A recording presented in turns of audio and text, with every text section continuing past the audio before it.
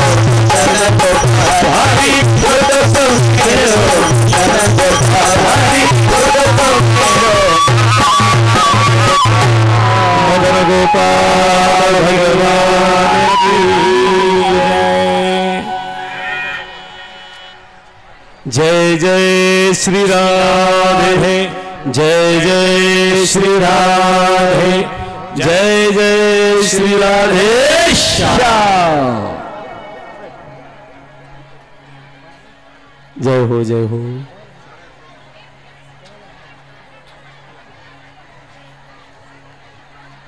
वृंदावनच्या ठिकाणी भगवंतानं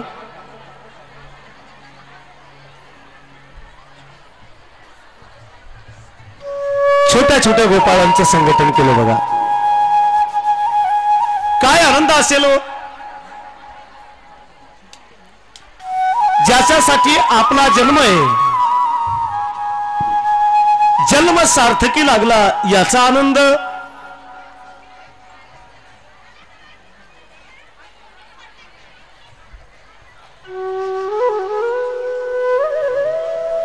की भगवंताच्या सानिध्यामध्ये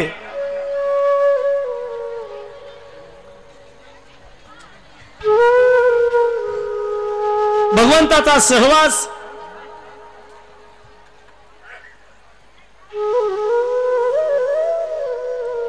आम्हाला कायम स्वरूपी लाभतोय, किंवा भगवंत आमच्या सोबत काला करणार, हे भाग्य का अनंत जन्माची पुण्याई, असे अनेक प्रश्न गोपाळांच्या मनाच्या ठिकाणी निर्माण झाले। आणि कृष्ण परमात्म्याने सांगितलं, गोपाळांनो आता कसलाच विचार करू नका। त्यावेळेस गोपाळ म्हणाले, देवा अरे खांदी भार पोटी भूक, काय खेळायाचे सुख, कुठपर्यंत खेळायचं हे आम्ही असं, कधी तू आमच्या सोबत विठी दांडू खेळतो, तर कधी आमच्याजवळ चेंडू फळीचा खेळ खेळतोस। अरे असा चेंडू फळीचा खेळ खेळता खेळता तू कालियाला सुद्धा मारलंस प्रभू, कालियासारखं विष सुद्धा तू यमुनेतनं बाहेर केलं। त्यावेळेस कृष्ण परमात्मा म्हणतात, जोपर्यंत कालियासारखं विष आमच्या अंतःकरणातून बाहेर जात नाही तोपर्यंत आम्ही कालियाचे अधिकारी होतच नाहीत। हे आमच्या हृदयात बसलेलं विष आहे, लोकाविषयी वाईट वासना, या वासना मारा, तोच आमच्या जीवनातला खरा काल आहे। जोपर्यंत दुसरा सुखी होत नाही तोपर्यंत आपल्याला सुख मिळत नसतं, हे लक्षात ठेवा। स्वतःच्या सुखासाठी जर आम्ही दुसऱ्याचा बळी देत असू तर योग्य नाहीये। म्हणून चांगलं चिंतन करा। उद्या तुम्हाला भागवत ऐकल्यानंतर अनेक माणसं विचारणारी आहेत की आष्टीकर महाराजांचं तुम्ही भागवत ऐकलं, आउटपुट काय, फायदा काय? उद्या तुम्हाला कुणीही विचारील त्यावेळेस तुम्ही छाती ठोकपणे सांगू शकाल की आमचा फायदा एकच आहे, ज्योत से ज्योत जगाते चलो। आउटपुट हेच आहे, प्रेम की गंगा बहाते चलो, प्रेम की गंगा बहाते, ज्योत से ज्योत जगाते चलो, ज्योत से ज्योत जगाते चलो, प्रेम की प्रेम की गंगा बहाते चलो, प्रेम की गंगा बहाते। राह में आए जो दीन दुखी, राह में आए जो दीन दुखी, सबको गले से लगाते चलो, प्रेम की गंगा। बस एवढं जरी आउटपुट निघालं तरी खूप झालं, कारण आमच्या माऊलीनं आम्हाला खूप छान सांगितलंय, जे जे भेटती भूत ते ते मानिजे, भगवंत हा भक्ती योग निश्चित जान माझा। क्या बात आहे। आणि हे तर भागवताचे विचार आहेत, भागवत धर्माचे विचार आहेत, वारकरी संप्रदायाचे विचार आहेत। आणि वारकरी संप्रदायाचं मूळ उद्देश अद्वैतवाद आणि भागवताचं मूळ उद्देश अद्वैतवाद। आणि हेच आउटपुट घेऊन घरी जा की सगळ्या परमार्थ संप्रदायाविषयी समभाव मनाच्या ठिकाणी निर्माण करा। आमचं भागवत धन्य झाल्याची पावती आम्हाला मिळाल्याशिवाय राहणार नाही। कुठेतरी कार्य करत करत जबाबदारी आमच्यावर असते आणि जबाबदारीनं पोट तिडकीनं एवढा हा संदेश तुमच्यापर्यंत पोहोचावा लागतो। गोष्टी रूपी गोकुळातल्या कथा ऐकू नका, आध्यात्मिक चिंतन करा. मग भगवंताने काय केलं तर बिभ्रत वेणू जठरपटयो शृंग वेत्रेच कक्षे वाने पानो मसुनकवलम तत्फलांगलेषु तिष्ठन मध्ये स्वपरिसुरदो हासय नर्म विस्मे स्वर्गे लोके मिशिती बुभुजे यज्ञ भुगबाल केली. ही लीला भगवंताने केली. सगळ्यांच्या मध्यभागी कृष्ण परमात्मा तिष्ठन मध्ये स्वपरिसुरदो हासयन नर्व विस्मे स्वर्गे लोके मिशती बुभुजे यज्ञ भुगबाल केली. स्वर्गीचे अमर इच्छिता ती देवा स्वर्गीचे अमर इच्छिता ती देवा स्वर्गीचे अमर इच्छिता ती देवा स्वर्गीचे स्वर्गीचे अमर इच्छिता ती देवा स्वर्गीचे अमर इच्छिता ती देवा स्वर्गीचे अमर इच्छिता ती देवा स्वर्गीचे अमर इच्छिता ती देवा स्वर्गीचे अमर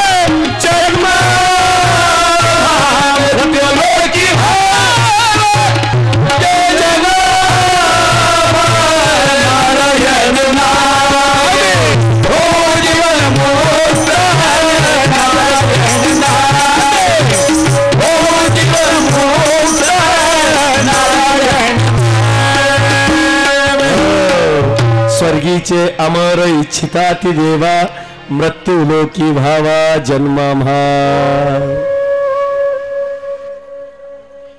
जो गोपाळांना आनंद आहे ब्रह्मदेवाला त्याचा हेवा वाटला बघा. वत्से ही चोरुणी सत्य लोकासी नेली. ही ईर्ष्या मनाच्या ठिकाणी निर्माण झाली ब्रह्मदेवाच्या. काय याला देव म्हणावं. ग्राम्य गोपाळांसोबत हा एकमेका देऊ मुखी सुखे भरू उंबरी. असा कुठे देव असतो का. असा देव आम्ही कधीच पाहिला नाही.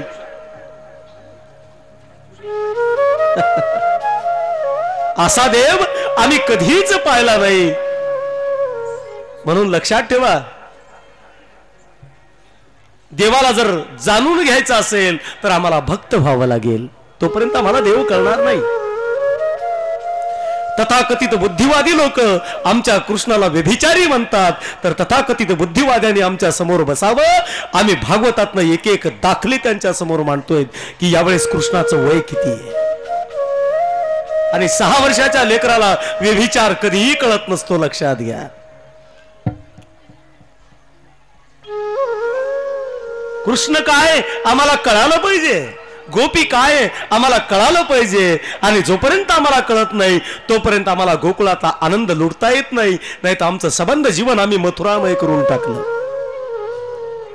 आम्ही आमचं संबंध जीवन मथुरामय करून टाकलं. आणि जोपर्यंत आमच्या हृदयातून मथुरा बाजूला जात नाही, विषय बाजूला जात नाही, लोकाविषयीचे वाईट विचार जोपर्यंत आमच्या मनातनं बाहेर जात नाही तोपर्यंत आमचा गोकुळात प्रवेश कधीही होणार नाही.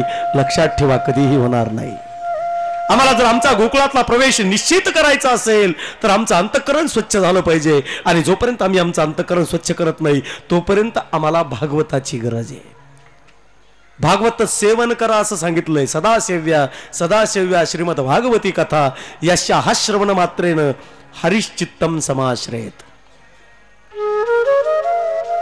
देव कानाच्या द्वारे मनापर्यंत गेला पाहिजे.